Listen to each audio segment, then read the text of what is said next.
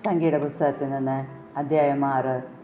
കർത്താവ് മോശയോട് അരുളി ചെയ്തു, ഇസ്രായേൽ ജനത്തോട് പറയുക, കർത്താവിന് സ്വയം സമർപ്പിക്കുന്നതിന് നാസീർ വ്രതമെടുക്കുന്നയാൾ സ്ത്രീയായാലും പുരുഷനായാലും ഇപ്രകാരം ചെയ്യണം. വീഞ്ഞും ശക്തിയുള്ള ലഹരിയ പാനീയങ്ങളും വർജിക്കണം. അവയിൽ നിന്നുണ്ടാക്കിയ വിനാഗിരി കുടിക്കരുത്. മുന്തിരിയിൽ നിന്നുണ്ടാക്കിയ ഏതെങ്കിലും പാനീയം കുടിക്കുകയോ പഴുത്തതോ ഉണങ്ങിയതോ ആയ മുന്തിരി തിന്നുകയോ അരുത്. വ്രതകാലം മുഴുവൻ മുന്തിരിയിൽ നിന്നുള്ള ഒന്നും കുരുവോ തൊലി പോലുമോ തിന്നരുത്. ക്ഷൗരക്കത്തി വ്രതകാലത്ത് അവൻ്റെ തലയിൽ സ്പർശിക്കരുത്. കർത്താവിൻ്റെ മുൻപിൽ വ്രതമനുഷ്ഠിക്കുന്ന കാലം അത്രയും വിശുദ്ധി പാലിക്കണം. മുടി വളർത്തണം. വ്രതകാലം തീരുവോളം ശവശരീരത്തെ സമീപിക്കരുത്. പിതാവോ മാതാവോ സഹോദരനോ സഹോദരിയോ മരിച്ചാൽ പോലും അവരെ സ്പർശിച്ച് അവൻ സ്വയം അശുദ്ധനാകരുത്. എന്തെന്നാൽ ദൈവത്തിൻ്റെ മുൻപിലെടുത്ത വ്രതത്തിൻ്റെ ചിഹ്നം അവൻ്റെ ശിരസിലുണ്ട്. വ്രതകാലം മുഴുവൻ അവൻ കർത്താവിന് വിശുദ്ധനാണ്.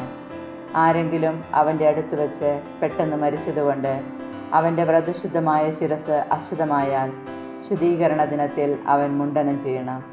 7-ാം ദിവസമാണ് അങ്ങനെ ചെയ്യേണ്ടത്. 8-ാം ദിവസം 2 ചെങ്ങാലികളെയോ പ്രാവിൻ കുഞ്ഞുങ്ങളെയോ പുരോഹിതൻ്റെ അടുത്ത് സമാഗമ കൂടാരവാതിൽക്കൽ കൊണ്ടുവരണം. പുരോഹിതൻ അവയിലൊന്നിനെ പാപപരിഹാര ബലിയായും മറ്റേതിന് ദഹനബലിയായും അർപ്പിച്ച് മൃതശരീരം മൂലമുണ്ടായ അശുദ്ധിക്ക് പരിഹാരം ചെയ്യണം.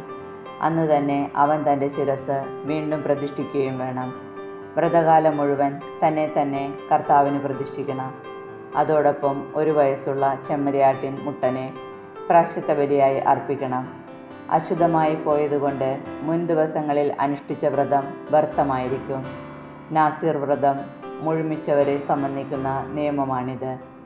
സമാഗമ കൂടാരവാതിൽക്കൽ അവനെ കൊണ്ടുവരണം. അവൻ 1 വയസ്സുള്ള ഊനമറ്റ ചെമ്മരിയാട്ടിൻ മുട്ടനെ ദഹനബലിയായും 1 വയസ്സുള്ള ഊനമറ്റ പെണ്ണാടിനെ പാപപരിഹാര ബലിയായും ഊനമറ്റ ഒരു മുട്ടാടിനെ സമാധാന ബലിയായും കർത്താവിന് സമർപ്പിക്കണം. പുളിപ്പില്ലാത്ത 1 കുട്ട അപ്പം, നേർത്ത മാവിൽ എണ്ണ ചേർത്തുണ്ടാക്കിയ അടകൾ, എണ്ണ പുരട്ടിയ പുളിപ്പില്ലാത്ത നേർത്ത അപ്പം, അവയ്ക്ക് ചേർന്ന ധാന്യബലി, പാനീയബലി എന്നിവയും കർത്താവിനെ കാഴ്ചവെക്കണം. പുരോഹിതൻ അവയെ കർത്താവിൻ്റെ മുൻപിൽ കൊണ്ടുവന്ന് വ്രതസ്ഥനുള്ള പാപപരിഹാര ബലിയും ദഹനബലിയുമായി സമർപ്പിക്കണം. മുട്ടാടിനെ കുട്ടയിലെ പുളിപ്പില്ലാത്ത അപ്പത്തോടൊന്നിച്ച് സമാധാന ബലിയായി കർത്താവിന് സമർപ്പിക്കണം. ഭോജനബലിയും പാനീയബലിയും അർപ്പിക്കണം.